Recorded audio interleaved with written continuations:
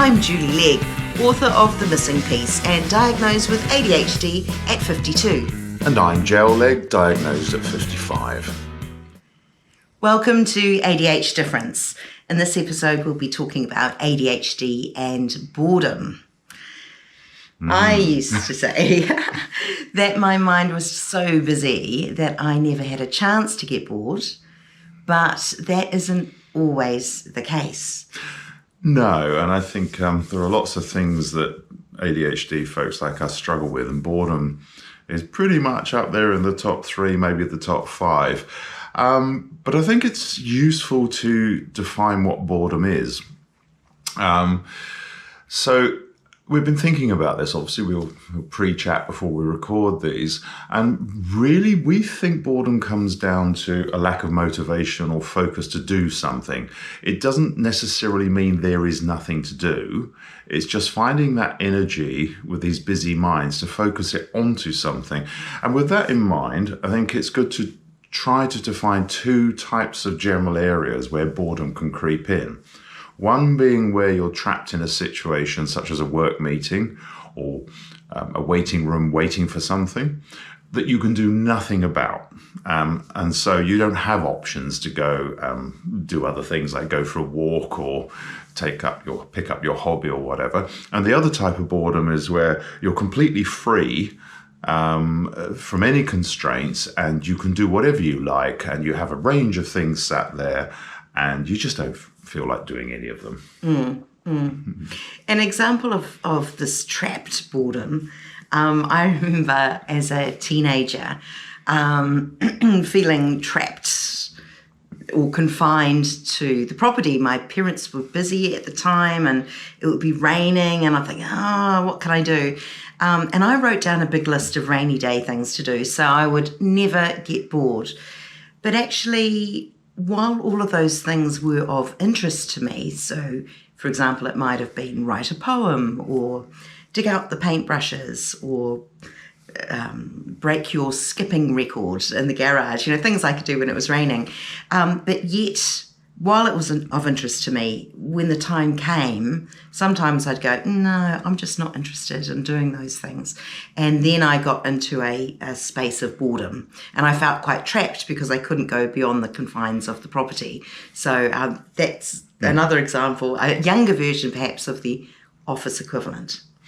Yep. So as I alluded to a couple of examples at the beginning, being trapped in a meeting or trapped in a space like a waiting room, waiting for a train that isn't coming or a bus that's late, and the worst one would be perhaps waiting in casualty, where you could be there 8 hours sometimes, depending on where you live and what your health service is like. But let's take the example of being in a meeting. You're stuck there for 1, maybe 2 hours, listening to very, very dull people talking about dull things that you've got no interest in, but you have to be at this meeting.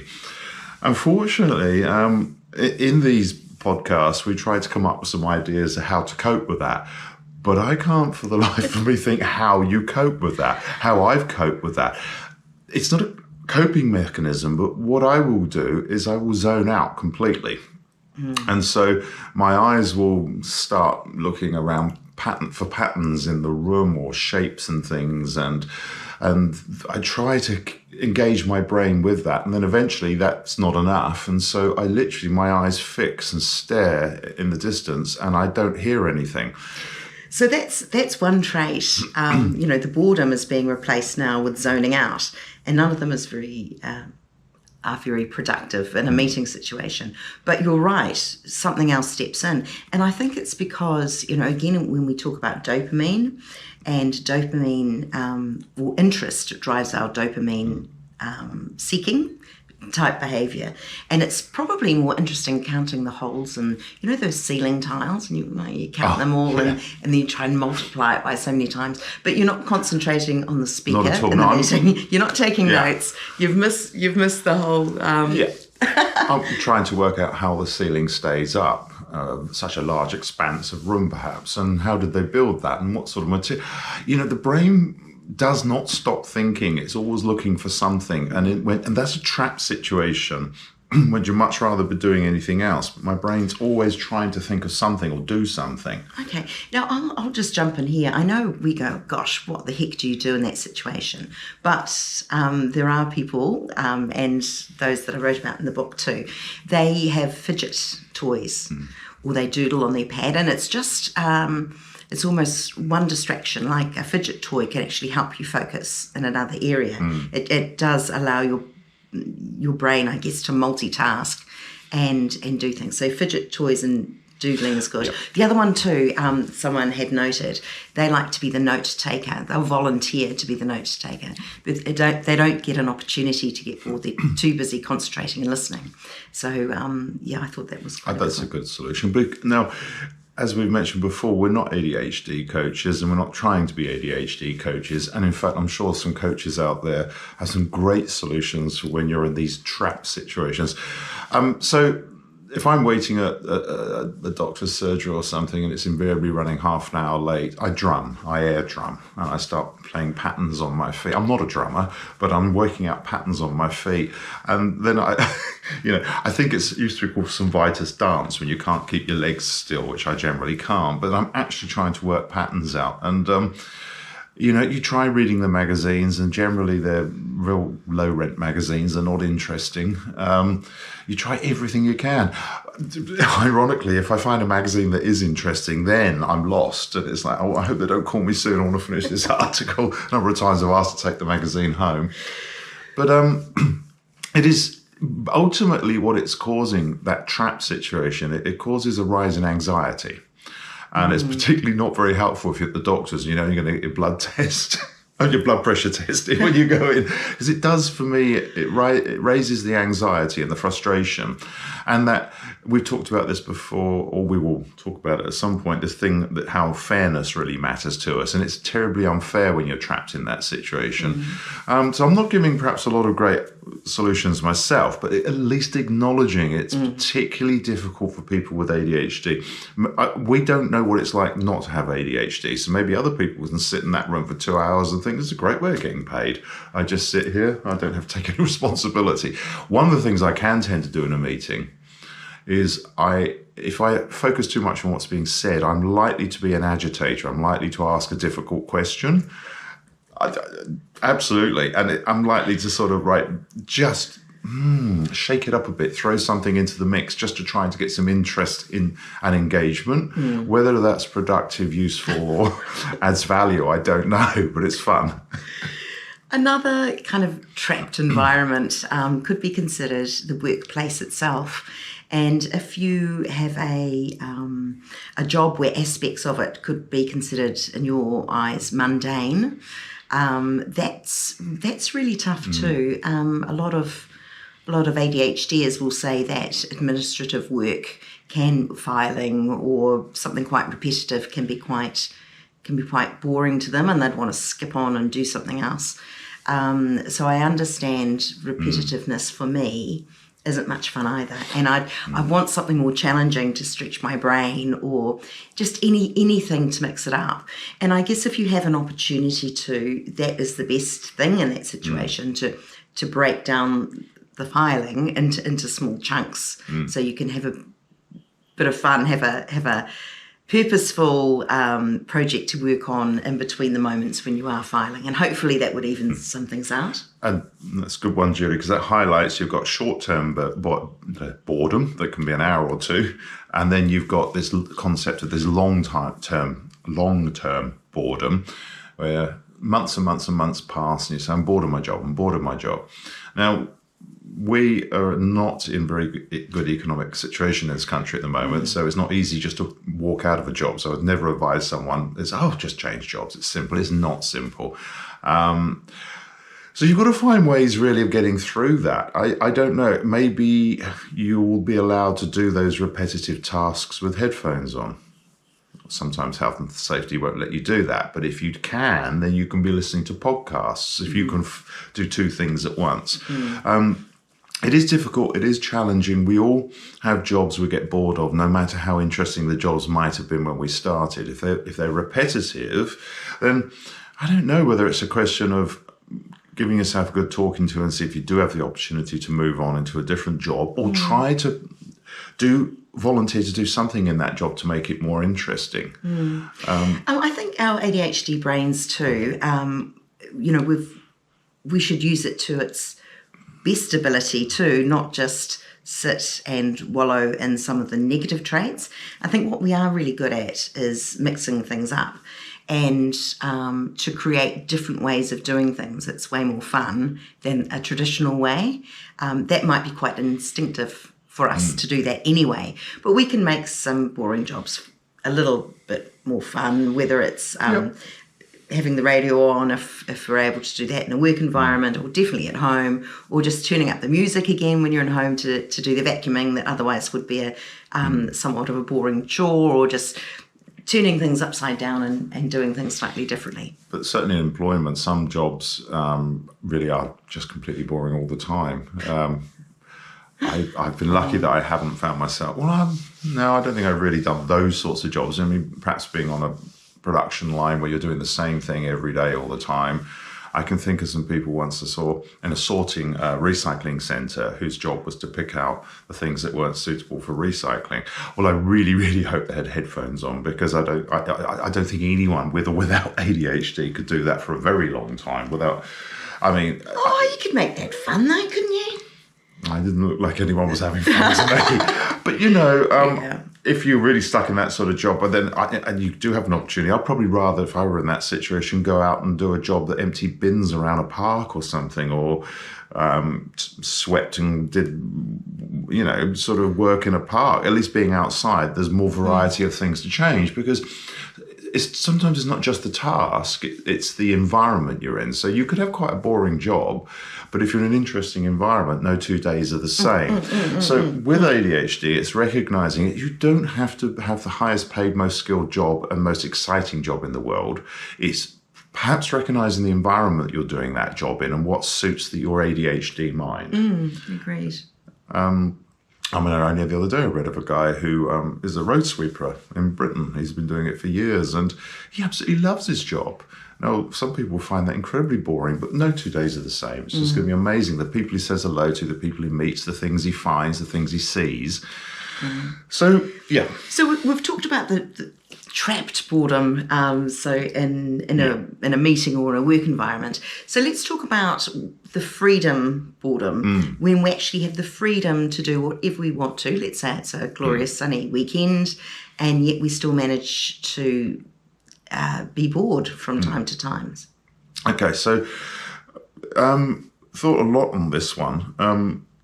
We say we're bored, but it's not necessarily we're bored if we've got the choice to do anything we want. And at any given point, most of us in our lives have a number of options, and none of them necessarily have to cost money or a small amount of money. So it might be go for a walk, go for a swim, tidy up the house, do a little bit on the hobby that you have, read an interesting book. There's so many things you can do, but if we don't want to do any of them, we say I'm bored. It's not true we're bored, we're just not motivated. Now, at the heart of our ADHD, constantly, all day long, is this dopamine deficiency and this need to get a dopamine hit. When I'm in that situation with all these things I could do and I'm not motivated to do any of them, I just think it's really being worn out and tired. I just think that my brain's been working so hard for so long and firing all the time. It does not find peace. It does not go to sleep, but it doesn't seem to be able to just focus itself in a direction to be able to get the dopamine hit. And so it's almost a sense of sadness creeps in. And so I've learned you can have a day where you actually achieve nothing and do nothing. That's the antithesis to the ADHD brain that wants to always achieve something every day and keep buzzing. It's okay just to do nothing. And maybe that's a really nice self-care way to recharge your batteries. I know recharging batteries for us, often it's in a social environment with like-minded others, quite high energy, and that helps maintain our battery level. But other times, just being by yourself without any external pressures, I guess.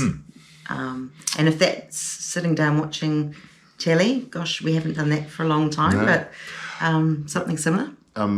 Because, I mean, for example, in my case, I can go into my studio, which is a fascinating place to spend time. I switch it all on. Right, okay, yep.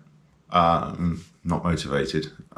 What a complete waste of time. Turn it all off. Go turn on another computer, do something different, or go into the garage, put my grots on. We've got dirty clothes in order to go and build something. Oh, I just don't feel like doing it. So I can actually put myself through the process of all these different things, and it gets frustrating, and you start to feel guilty. But ultimately, you're working out what you need to do is nothing. And one of the ways we remind ourselves of nothing is actually quite an important thing to do is on rare occasions we'll go away for the weekend. And so we can't do anything that we have at home that keeps us highly interested. So we don't watch television, can't stand television. It's just terrible in New Zealand. But we'll switch on the worst television we can find and just have fun watching it and laugh at it. But that's part of doing nothing. Yes. That's a waste of a day when we're at home. But when we're away, that's part of truly unwinding and relaxing. Yeah. Yeah, letting that rubbish just swoop over you and not caring what comes next or being particularly bothered or, I don't have any standards, just play me some rubbish, Now, boredom itself isn't listed in the criteria for the DSM, for ADHD diagnosis. Nor should it be. Everyone gets bored. Correct, everybody does. But you'll see that ripple through with some other ADHD traits, and we're talking about procrastination can come in when we're really don't want to do the boring task or the unfulfilling, purposeless task or whatever it may be, or something that's too challenging and our head's not in the right space. But also impulsivity. And I think, when we're bored, we're more likely to do something a little impulsive, and that might not end in positive results, positive outcomes. So that's important to point out that being bored is not a sign of ADHD. Everyone gets bored. When we get bored, I think it can be a bit of a shock for us if our brain's running like a motor all the time and it's always firing off and it finds everything and anything interesting, and our brain's hyper. And then suddenly we hit a day where we're not motivated, that's the word, which then feels like boredom. But actually, that's quite a shock to our system because it's out of character. It's really out of character. And it might not be an all-day boredom thing. It might just be 5 minutes of, I can't be bothered. What am I going to do? But more so than not so. We're more likely just wander out in the garden and find ourselves picking flowers and cutting herbs and trimming a tree and finding that the pheasants laid some eggs, behind the agapanthus or whatever it may be. So it doesn't, it's almost distracting yourself by putting yourself into another environment. All of a sudden, there's no chance for boredom because something is going to probably come along and snatch some interest. Under the freedom to do what we like section of boredom, I think another one can creep in is if you overdo something. Say a computer gamer.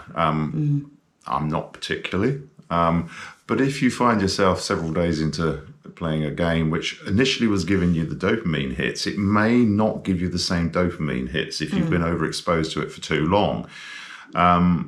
It's almost like you need to find something else to have a break from it, and that is a valuable thing to come back to get the dopamine hit the game was originally giving you. I can also give an example with Ancestry. I love Ancestry, and we have for decades.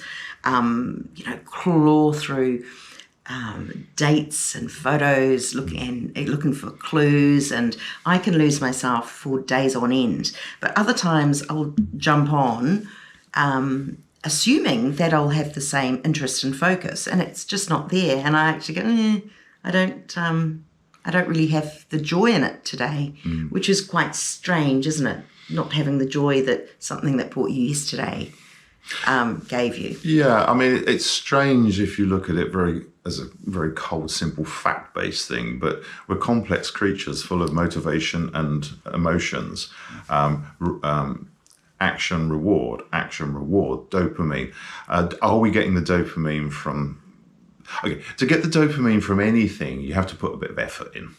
So in order to get the dopamine hit for finding a missing piece in the puzzle of genealogy, you have to put a bit of extra effort in. Sometimes you can put a lot of effort in and get no hit. And if you keep doing that again and again, that's back to almost like this gaming all the time and getting frustrated, you know, it's not good for you. You do need to find a way to get the dopamine. But going back to what I was saying earlier, if you've got one of those days where nothing is going to just click, then just let your brain rest. I know that's almost a wrong word to say to someone with ADHD, but just do nothing, because that in itself is something. You generally will find you'll recharge, and you'll sometimes at the end of the day when it's too late, suddenly you get this energy and then, I'll start doing that. Well, it's going to be dark in an hour. But you might find the next day you've genuinely recharged. That's not something we get to do an awful lot, because we're not known for chilling or relaxing a lot, are we? And when you say do nothing, it actually is something. Nothing is something. Absolutely. Yeah. But nothing actually isn't nothing. You wouldn't just sit in a chair and sleep. Oh, well, maybe you could. Okay, you could. But the odds are it's something relatively, I don't know, how would you describe? Change the word nothing to something, replace them with passive and what's there you the go. Proactive. One is that when you're just receiving entertainment, and the other is where you're creating your own entertainment. So it's a passive. Watching television or Netflix all day is a passive thing. And that's really interesting because both Jill and myself, we're quite producers of things. We actually don't like consuming a heck of a lot. We'd rather produce it the other way around. And so, turning the tables and consuming, that is different, isn't it? That does feel like a rest. That's interesting, because probably another subject in its own right, but we spend most of the day producing, as we don't consume. We don't watch the television's never on in the day, or Netflix is never on in the day, ever. No matter how interesting something is we're watching, that last half an hour before we turn the lights off and go to sleep is Netflix. And most people would say, hey, you shouldn't do that because, that's an exciting series you're watching. That's hardly conducive to going to sleep. It's perfect for our brains because we've gone from being proactive and creating all day now to just entertain me. And the brain literally does just get lost in whatever's on, and it works. Well, it's like reading a book for the last half an hour. Except reading a book is not being entertained. You actually having to put some effort in. So I'm saying that last half an hour of the day of Netflix relaxes our minds and we go to sleep very quickly and sleep well. Well, perhaps sometimes we need a whole day of doing that. Just accepting. If you cannot find a single thing and I'm bored, you're not motivated. I'm bored, you're not motivated. So have a nothing day. Yeah. Or what do we say? Nothing is something and something is passive. A passive nothing something day. Oh, there you go. So that's boredom, and breaking it down into trapped boredom and freedom boredom. And short-term boredom, and then the long-term boredom, and recognizing they're very different things, and one you perhaps can't do much about, just grit your teeth and hold on. And the other one, well, you can do something about, potentially. Thanks for listening.